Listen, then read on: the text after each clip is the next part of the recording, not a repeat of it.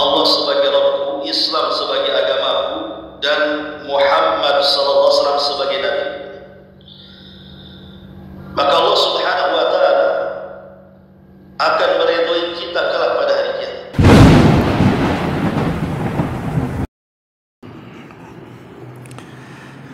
Alhamdulillah wassalatu wassalamu ala Rasulillah wa ala alihi wa sahbihi wa mawalah wa la hawla wa la quwata illa billahi wa ba'du. Alhamdulillah, di pagi menjelang siang ini kita bisa duduk kembali di Masjid Nidaul Ilmi, dan tema di pagi hari ini kita akan membahas satu ayat dalam Al-Quran,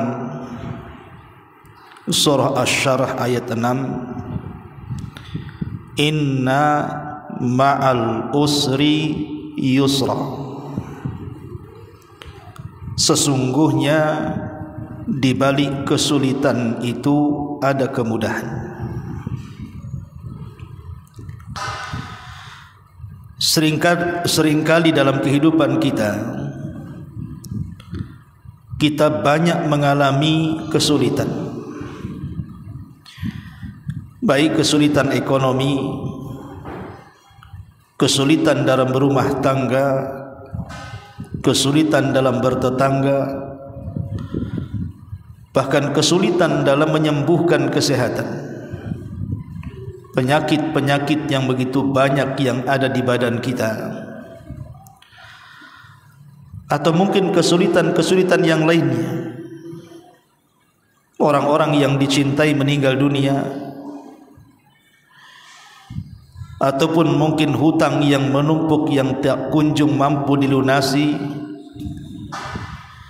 atau sebutkan apapun kesulitannya. Maka Allah Subhanahu wa taala mengatakan dalam ayat ini, inna ma'al usri yusra. Di balik kesulitan itu pasti ada kemudahan. Ketika Allah Subhanahu wa taala menyebut yusran dengan sebutan nakirah dan kalimat al-usri dengan sebutan ma'rifat, dalam ilmu bahasa, ma'rifat itu menunjukkan sesuatu yang sudah tertentu. Tapi kalau nakirah itu bersifat umum, seolah-olah Allah Subhanahu wa taala ingin mengatakan kepada kita bahwa di balik satu kesulitan itu terdapat banyak kemudahan. Jadi bukan satu kesulitan diberikan satu kemudahan, tidak. Tetapi satu kesulitan akan membuka banyak kemudahan. Dan ini satu di antara rahmat yang Allah anugerahkan kepada kita. Ma'asyiral muslimat yang dimuliakan Allah Azza wa Jalla, kesulitan-kesulitan yang kita hadapi, dari kesulitan-kesulitan hidup ini, langsung ataupun tidak, pasti akan mempengaruhi hati kita. Boleh jadi hati kita ini menjadi sedih karena kesulitan itu. Boleh jadi hati kita ini menjadi stres karena kesulitan itu. Boleh jadi hati kita menjadi bingung karena kesulitan itu. Pokoknya kesulitan itu pasti membuat hati tidak akan tenang. Lah, ketidaktenangan hati ini berbahaya.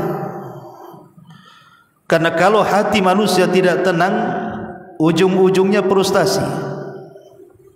Tidak jarang akhirnya sampai bunuh diri. Kalau tidak tenang hati kita ini, bisa saja kemudian kita menjadi gila, hilang akal, bicara tidak menentu, bahkan melakukan hal-hal yang terkadang membahayakan. Kalau hati tidak tenang, jangankan lagi berfikir, tidur saja terkadang tidak bisa. Terkadang kurang tidur, kurang beristirahat, susah untuk tersenyum, susah diajak bicara. Terkadang bawaannya marah-marah atau melakukan hal konyol dan begitu seterusnya. Itulah dampak hati. Karena yang menyetir badan kita itu hati kita. Makanya Nabi SAW mengatakan, ala wa inna fil jasadi mudghah idza saluhat saluhal jasadu kullu wa idza fasadat fasadal jasadu kullu ala wahiyal qalbu. Di dalam hati manusia itu terdapat segumpal daging. Kalau dia baik maka memperbaiki tingkah laku badannya.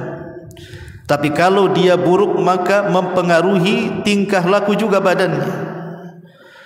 Segumpal darah, segumpal daging itu kata Rasul, itulah hati.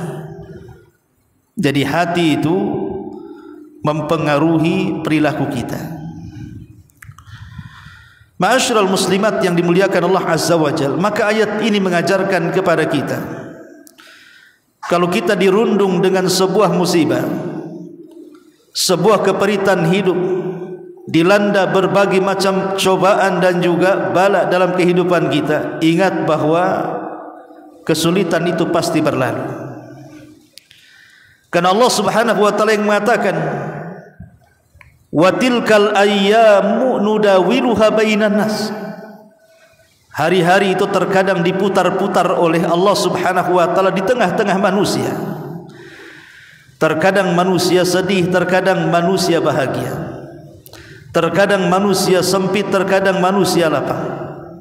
Terkadang manusia berkumpul, terkadang manusia berpisah. Begitulah kondisi manusia, tidak mungkin diciptakan dalam satu kondisi. Tidak mungkin Allah Subhanahu wa taala menciptakan manusia sedih sejak lahir sampai mati, menangis sejak lahir sampai mati, susah sejak lahir sampai mati. Mustahil. Pasti ada sedih, ada senang, ada menangis, ada tertawa, dan begitu seterusnya.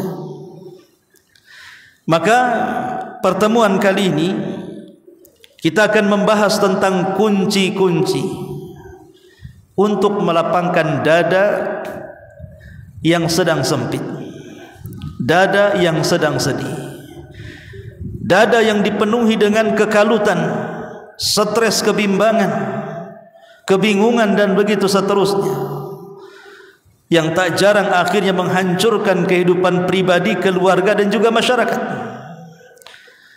Maka dengan mengenal kunci-kunci ini, mudah-mudahan Allah Subhanahu wa taala memberikan kelapangan kepada hati kita sehingga kita bisa menghadapi setiap masalah dengan hati yang jernih dan melibatkan Allah Subhanahu wa taala dalam menyelesaikan setiap problem masalah yang kita hadapi. Lalu apa saja kunci-kunci itu? Al-miftahul awal, kunci yang pertama tentunya,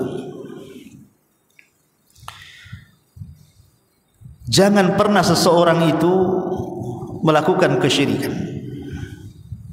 Jauhi dari kesyirikan. Jangan sampai kalau ada orang dilanda musibah datang ke dukun, ataupun percaya kepada tangkal-tangkal dan jimat, atau percaya kepada khurafat-khurafat, itu tidak membuat hati tenang, justru membuat hati semakin stres. Dari Asma binti Umays radhiyallahu anha, dia mengatakan Nabi SAW bersabda, ala uallimuki kalimatin taqulihinna indal karbi au fil karbi, Allahu Allahu Rabbi la usyrik bi syai'ah. Kata Nabi SAW kepada Asma binti Umays radhiyallahu anha, maukah ku ajarkan kepadamu wahai Asma beberapa kalimat yang kalau engkau membaca beberapa kalimat ini dan dirimu sedang ada banyak masalah, dirundung dengan banyaknya problem dan permasalahan hidup, maka Nabi SAW mengatakan, Allahu Allahu Rabbi la usyrik bihi syai'an. Ya Allah, ya Allah, ya Rabbku, aku tidak akan menyekutukan dirinya dengan apapun. Artinya di sini Nabi SAW mengajarkan lafaz kepada Asma bintu Umais yang kandungannya adalah agar kita menjauh dari kesyirikan, karena syirik itu menjadikan hati kita tidak akan tenang dan tidak akan lapang. Justru sebaliknya kesulitan-kesulitan itu semakin menjadi-jadi dan menjadi tambah beban bagi kehidupannya. Ini yang pertama, jauhi kesyirikan. Ma'asyiral muslimat yang dimuliakan Allah Subhanahu wa taala. Kemudian yang kedua, perbanyaklah salawat kepada Nabi sallallahu alaihi wasallam. Memperbanyak salawat kepada Nabi sallallahu alaihi wasallam. Disebutkan dalam hadis Ubay ibn Ka'ab radhiyallahu an, dia mengatakan, wahai Rasul, sesungguhnya aku sangat banyak menyebut-nyebut namamu dalam salawatku. Maka berapa kali aku sebut namamu atau bersalawat di dalam doaku? Maka Nabi SAW mengatakan, terserah engkau. Kemudian Ubay ibn Ka'ab, bagaimana kalau seandainya 1/4 doaku aku gunakan untuk bersalawat kepadamu? Maka Rasul mengatakan, terserah engkau, jika engkau mau menambahnya itu lebih baik lagi. Kemudian Ubay ibn Ka'ab mengatakan, bagaimana kalau ku jadikan separuh dari doaku salawat bersamamu? Maka Rasul mengatakan, masyi' fa in zitta fa huwa khairun lak. Terserah engkau, kalau seandainya engkau mau menambahnya itu lebih baik bagimu. Maka kemudian Ubay ibn Ka'ab mengatakan, bagaimana kalau 2/3 doaku kugunakan untuk salawat kepadamu?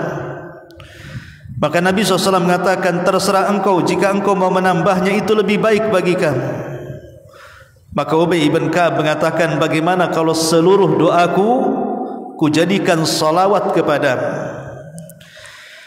Maka Nabi SAW mengatakan, idzan tukfa hammuk wa yughfar laka dzambuk.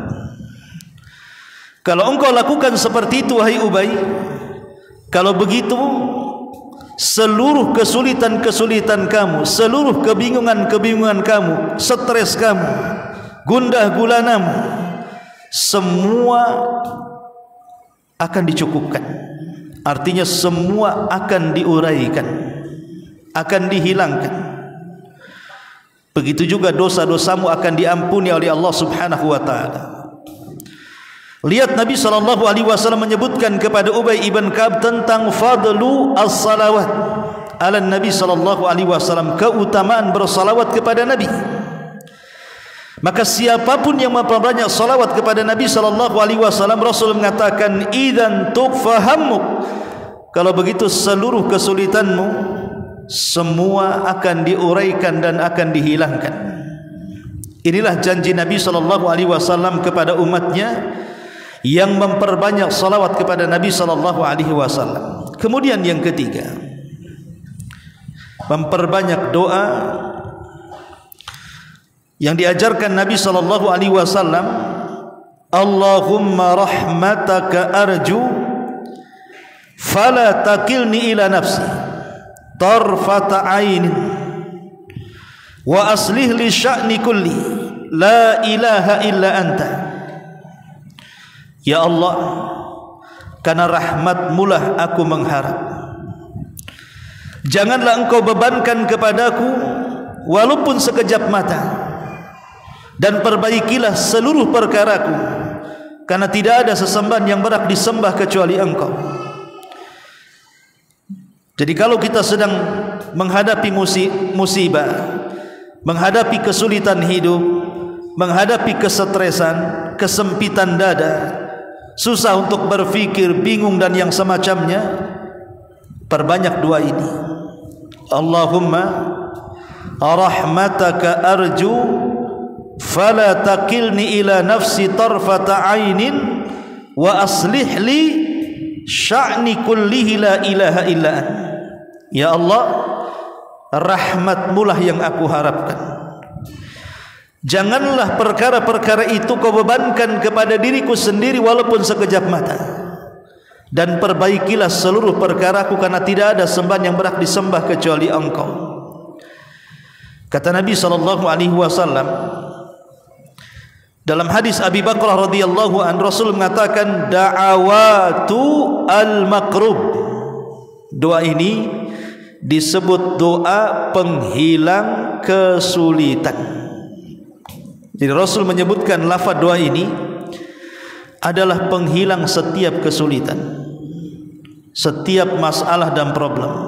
Karena di sini ada lafaz dalam doa ini, fala takilni ila nafsi tarfata ainin. Ya Allah, jangan kau bebankan seluruh urusanku kepadaku sendiri walaupun sekejap mata. Seolah-olah orang yang berdoa seperti ini mengharap kehadiran Allah dalam setiap masalah kita. Karena sering saya katakan, seberat apapun masalah yang ibu, saya atau siapapun hadapi, kalau Allah ikut campur tangan menyelesaikan masalah itu, maka akan mudah diuraikan masalahnya. Karena Allah ikut campur. Bukankah yang membuat masalah Allah dan yang mengangkat masalah juga Allah? Maka libatkan Allah dalam setiap masalah kita. Tapi sekecil apapun masalah, jangan sampai Allah tidak terlibat. Sebab terkadang kecilnya masalah, kalau Allah tidak terlibat, tidak mungkin kita keluar dari masalah itu. Karena sekali lagi masalah itu datang dari Allah Subhanahu wa ta'ala. Maka saat kita dalam kondisi kesulitan, berdoalah, Allahumma rahmataka arju fala taqilni ila nafsi tarfata ainin wa aslih li sya'ni kullihi la ilaha illa an. Ini yang ketiga. Yang keempat,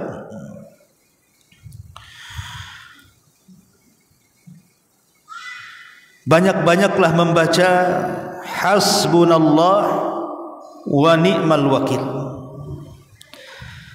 Saat ibu menghadapi banyak masalah, banyak kesulitan, dirundung problem dan yang semacamnya, perbanyak doa hasbunallah wa ni'mal wakil. Cukuplah bagi Allah sebagai pelindungku, karena dia zat yang paling baik saat melindungi hambanya. Di dalam surah Al-Imran ayat 173 sampai 174, Allah Subhanahu wa taala berfirman, alladzina qala lahumun nasu innan nasa qad jama'u lakum fahshawhum fazadahum imanan wa qalu hasbunallah wa ni'mal wakil fanqalabu bi ni'matin minallahi wa fadlin lam yamsashum su. Orang-orang yang berkata kepada mereka, sesungguhnya manusia telah berkumpul untuk menyerang kalian, takutlah kalian kepada mereka. Maka yang ditakut-takuti justru bertambah imannya. Dan mereka mengatakan, cukuplah Allah sebagai pelindung kami, karena dia sebaik-baik pelindung. Maka berubahlah kondisinya. Yang tadinya mencekam kesulitan, datang kenikmatan dari Allah dan karunia, dan mereka tidak disentuh dengan keburukan. Ayat ini menceritakan tentang kesulitan Nabi SAW dan para sahabat akibat kekalahan di perang Uhud. Jadi dalam perang Uhud itu kaum muslimin kalah. Begitulah Allah memutar-mutar hari, terkadang menang, terkadang kalah. Jadi di perang ini Nabi SAW sampai masuk ke dalam perangkap, bahkan diisukan meninggal, bahkan gerhamnya kemudian retak dan pipinya luka. Kemudian Rasul pun diselamatkan oleh banyak para sahabat, akhirnya menjauh daripada musuh. Setelah kemudian Rasul menjauh daripada musuh, tentu musuh yang mendapatkan kemenangan merasa bangga dan sombong. Kemudian mengirim surat pesan kepada Nabi SAW, mengisukan bahwa mereka akan datang dengan pasukan yang banyak dan akan menyerang kota Madinah. Bayangkan, habis kalah, tiba-tiba pasukan musuh akan ditambah jumlahnya dan akan mengalahkan dan menghabisi Rasul dan para sahabatnya. Maka ketika mendengar berita tentang kedatangan musuh yang sangat besar, Rasul sallallahu alaihi wasallam ingin membangkitkan semangat para sahabat. Maka Nabi sallallahu alaihi wasallam mengatakan, hasbunallah wa ni'mal wakil. Cukuplah bagi Allah sebagai pelindung kita, karena Dia sebaik-baik pelindung. Maka para sahabat semangat. Makanya Allah mengatakan fazadahum imana, maka mereka pun semakin bertambah keimanan. Maka lafaz hasbunallah wa ni'mal wakil ini pernah diucapkan juga oleh Nabi Ibrahim saat dilempar ke dalam api. Ketika jasad Ibrahim melayang-layang dan hampir masuk ke dalam kobaran api, dia pun kemudian mengatakan hasbunallah wa ni'mal wakil. Cukuplah Allah sebagai pelindungku, karena Dia sebaik-baik pelindung. Ketika Nabi Ibrahim membaca hasbunallah wa ni'mal wakil, datanglah pertolongan Allah dan mengatakan kul ya naru kuni bardan wa salaman ala Ibrahim. Katakan, wahai api, jadilah kau dingin, selamatkan Ibrahim. Jadi kalimat hasbunallah wa ni'mal wakil ini bukan kalimat biasa. Ini kalimat bisa menenangkan jiwa, menghilangkan semua kesulitan dan kesusahan hidup. Maka banyak-banyaklah membaca hasbunallah wa ni'mal wakil. Kemudian yang selanjutnya, tak lupa juga membaca banyak-banyak kalimat la haula wa la quwata illa billahil aliyyil azim. La haula, tidak ada daya, wala quwata, dan tidak ada kekuatan, illa, kecuali billahi, semua milik Allah yang maha tinggi lagi maha agung. Dalam hadis Abi Musa al-Ash'ari radhiyallahu anhu yang dikeluarkan Bukhari Muslim, Rasul pernah berkata kepadaku, kata Abu Musa, ala adulluka ala kalimatin min kanzin min kunuzil jannah. Wahai Abu Musa, maukah ku ajarkan kepadamu satu kalimat, yang satu kalimat ini adalah satu pembendaharaan dari pembendaharaan sorga. Tentu Abi Musa mengatakan, tu wahai Rasul. Maka Rasul mengatakan, bacalah la haula wala quwata illa billah. Tidak ada daya dan kekuatan kecuali hanya milik Allah subhanahu wa ta'ala. Kenapa kemudian bacaan ini bisa menghilangkan kesulitan kita, Bu? Karena kita ini makhluk lemah. Terkadang kita menghadapi kesulitan sedikit saja serasa hidup ini kiamat, kan? Dompet hilangnya kayak kiamat besar. Pada rumahnya masih ada, mobilnya masih ada, dompet aja yang hilang. Ya Ustaz, dompet isinya ada 1 miliar di ATM.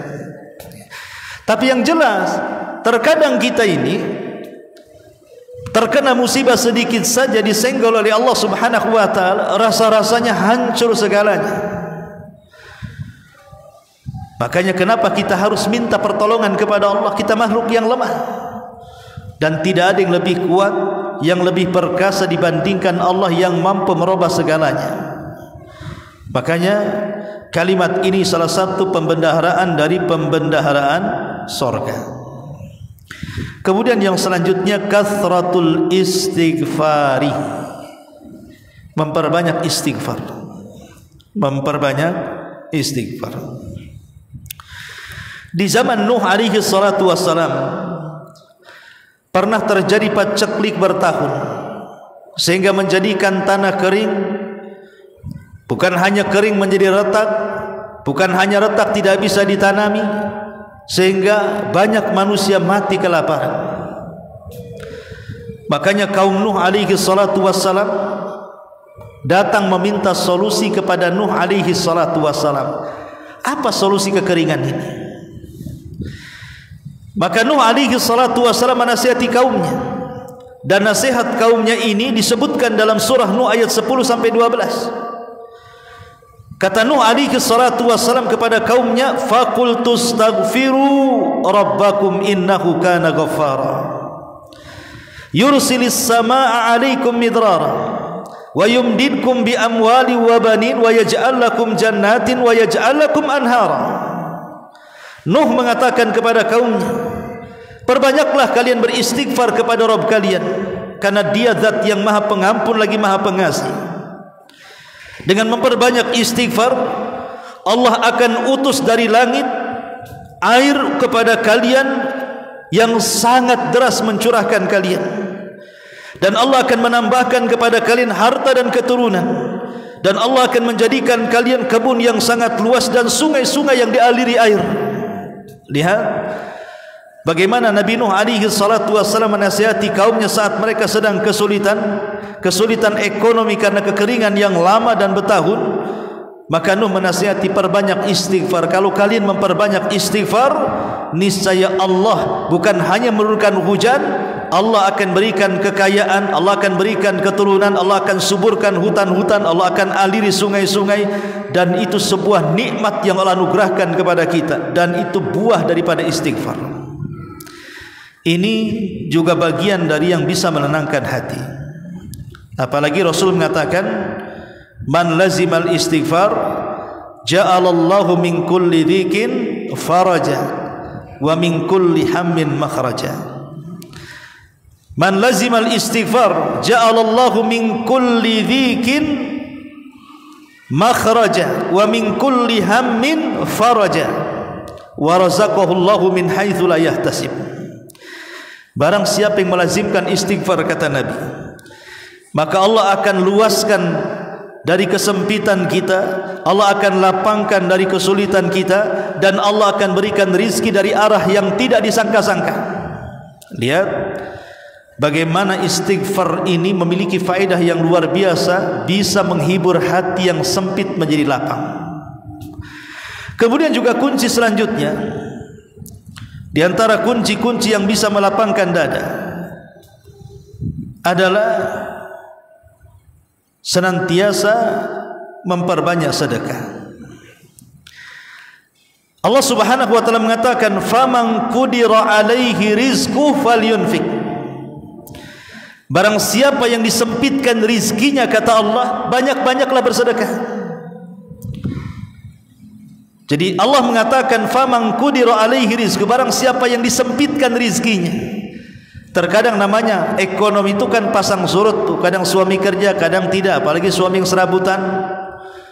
Kadang-kadang dipertahankan, kadang-kadang di PHK, kadang-kadang mendapatkan kecelakaan di perusahaan, dan macam-macam segalanya. Itu bisa terjadi kan. Makanya kalau seseorang disempitkan ekonominya, maka banyak-banyak bersedekah. Sedekah tidak harus banyak, sesuai dengan kemampuan. Yang penting ikhlasnya. Ini juga yang bisa menghilangkan kesulitan ataupun yang bisa melapangkan dada-dada yang sedang dirundung dengan kesulitan. Kemudian juga selain daripada itu adalah sidqut tawakkul 'ala Allah azza wa jalla. Betul-betul bertawakal, menyandarkan diri kepada Allah Subhanahu wa taala. Tidak pernah mengeluh kepada siapapun kecuali kepada Allah. Karena umumnya di masyarakat, terutama orang-orang awam, Bu, kalau ada kesulitan itu mesti mengeluhkan, Bu. Entah mengeluh kepada suaminya, kepada istrinya, kepada orang tuanya, kepada temannya, kepada tetangganya, bahkan kepada handphonenya, kepada Facebooknya, kepada TikToknya, kepada YouTubenya, kepada macam-macam media dalam handphone itu. Harusnya ketika ada masalah jangan keluhkan kepada makhluk. Makhluk itu tidak menyelesaikan masalah. Jadi kalau kita ditimpa masalah, yang pertama kali tengadahkan tangan ke langit, minta agar masalahnya diselesaikan. Adapun kawan, orang tua, pasangan, anak, saudara, tetangga, itu hanya sekedar sebab saja. Yang mengangkat masalah itu Allah. Mereka hanya menghibur saja. Maka sandarkan kepada Allah Subhanahu wa taala dengan cara tawakal, karena Allah mengatakan wa man yatawakkal 'alallahi fahuwa hasbuh. Siapapun yang bertawakal kepada Allah maka dia akan dicukupi. Maksudnya akan dicukupi, tidak ada yang bisa menyakitinya, tidak ada yang bisa memadaratkannya. Hajat-hajatnya akan dicukupi, seluruh gundah gulananya akan diuraikan, dan begitu seterusnya. Kemudian juga yang selanjutnya adalah yang bisa menghilangkan itu semua, tarkul ma'asi wadh-dhunub. Tinggalkan maksiat dan tinggalkan perbuatan dosa. Kenapa? Karena yang menghalangi rizki itu adalah dosa. Kenapa hati kita tidak pernah tenang dan tidak pernah lapang? Kenapa usaha suami tidak pernah lancar, selalu tersendat-sendat di jalan? Kenapa banyak musuh? Kenapa digibahi orang, dibuli, difitnah, dan begitu seterusnya? Kenapa ini? Salah satunya adalah karena dampak dosa dan maksiat. Karena dosa dan maksiat itu mengharamkan rizki. Nabi mengatakan innal abda la yahrumur rizku atau la yuhramur rizku bidzambi yusibu. Sesungguhnya seorang hamba akan diharamkan rizkinya karena dosa yang diperbuatnya, yang dilakukannya. Maka jauhi dosa dan kemaksiatan, maka akan tenang hidup kita. Kemudian selanjutnya adalah asyukru war ridha. Hadapi hidup ini dengan syukur dan ridha. Mau sedikit yang Allah Subhanahu wa taala berikan kepada kita, kita ucapkan alhamdulillah. Mau banyak yang Allah berikan kepada kita, kita katakan alhamdulillah ala kulli halin. Alhamdulillah bi ni'matihi tatimmus shalihat. Katakan pujian-pujian bagi Allah. Jadi orang yang senantiasa bersyukur alias qanaah, menerima apapun takdir dan putusan Allah Subhanahu wa taala, dipastikan hidupnya tenang. Walaupun dia terbaring bertahun sekalipun, walaupun ekonominya gulung-gulung tidak pernah bangkit, walaupun mungkin kehidupannya pun seperti puasa Daud, kadang makan kadang tidak, tapi kalau dia menanamkan syukur dan ridha kepada putusan Allah, maka ketenangannya bisa mengalahkan orang-orang kaya raya yang banyak harta dan pangkat jabatan itu. Maka ini juga diantara kunci lapangnya dada. Dan yang terakhir tentunya yakinlah bahwa Allah Subhanahu wa taala akan mengabulkan setiap doa-doa kita. Bahwa setiap kesulitan pasti ada kemudahan. Bahkan bukan hanya satu kemudahan, bahkan mungkin banyak sekali kemudahan. Karena Allah Subhanahu wa taala yang paham dengan hambanya. Dia yang menciptakan kita. Dia tidak mungkin membebankan kesulitan di luar kemampuan kita. Dan Allah Subhanahu wa taala pasti satu hari akan datang untuk memberikan kebahagiaan dan menghilangkan kesulitan kepada kita, asal kita banyak melakukan amalan-amalan atau kunci-kunci untuk mendapatkan kelapangan dada tadi. Pertanyaan pun muncul. Kenapa? Kenapa Allah Subhanahu wa taala memberikan kepada kita berbagai macam musibah? Entah kemalangan, entah kesehatan, entah ekonomi, entah hubungan rumah tangga. Kenapa? Kenapa Allah Subhanahu wa taala memberikan itu kepada kita? Sehingga terkadang ada yang frustasi, ada yang stres, tidak tahan dengan ujian. Padahal kalau seandainya dia hadapi ujian itu, tidak mustahil dia bisa menghadapinya. Karena Allah ketika mengirimkan sebuah ujian itu sesuai dengan kadar imannya. Kalau imannya kuat, kuat pula ujiannya. Kalau imannya lemah, lemah juga ujiannya. Tapi terkadang ketika orang hilang iman, banyak orang-orang yang nekat. Contoh saja banyak kasus yang loncat di jembatan Barelang kan, Bu. Kalau orang waras dah mungkin loncat di situ kan, Bu. Kayak ibu kan lagi waras nih, tak mungkin lah ibu ke Barelang loncat dari jembatan. Orang yang loncat dari jembatan itu kan udah nggak waras, stres, banyak masalah, hutang meleleh di mana-mana, judi kalah, hutang tak terbayar, dan begitu seterusnya. Atau masalah cinta, masalah ini, masalah itu, banyak masalah kan. Akhirnya kemudian frustasi, dia pikir menghilangkan jiwa itu menyelesaikan masalah, dia salah, justru menambah masalah. Karena setelah kematian justru kehidupan akan lebih berat lagi bagi orang-orang yang akan dihadapinya. Lah hikmahnya, kenapa? Itu kan pertanyaannya. Kenapa sampai seperti itu? Maka ulama mengatakan, min sunanillahi ta'ala fi khalqihi ibtila'uhum wamtihanuhum hatta yatabayyana as-sadiq fi imani as-sabir ala bala'i. Termasuk daripada sunnatullah terhadap hambanya, di mana Allah memberikan bala kepada mereka dan ujian kepada mereka. Supaya apa? Supaya tampak orang-orang yang jujur keimanannya dan orang yang sabar saat mendapatkan ujian kepadanya. Allah hanya minta kepada kita dari ujian itu, pertama, jadikan peningkatan iman, yang kedua, jadikan peningkatan sabar. Itu saja. Kenapa Allah berikan ujian sehingga kita sesak dada? Sebenarnya itu menguji kita, meningkat enggak imannya, meningkat tak sabarnya. Tapi kebanyakan yang ada justru turun imannya, hilang sabarnya. Tapi orang-orang yang beriman, haruslah mereka tahu bahwa Allah mengatakan dalam surah Al-Ankabut ayat 2 dan 3, ahasiban nas an yutraku an yaqulu amanna wa hum la yuftanun walaqad fatanna alladhina min qablihim fala ya'lamanna Allahu alladhina sadaqu wa la ya'lamanna al-kadhibun. Apakah manusia mengira mereka ditinggalkan begitu saja setelah mengucapkan kami beriman dan mereka tidak diuji? Tidak. Dan sungguh kami telah menguji orang-orang sebelum mereka supaya Allah tahu siapa orang-orang yang jujur dan siapa orang-orang yang dusta dengan keimanannya. Siapa yang jujur dengan kesabarannya, siapa yang dusta dengan kesabarannya. Itulah hikmahnya kenapa Allah Subhanahu wa taala banyak menguji kita. Wallahu a'lam bishawab. Ini di antara yang bisa disampaikan sebelum saya tutup. Silakan kalau yang bertanya.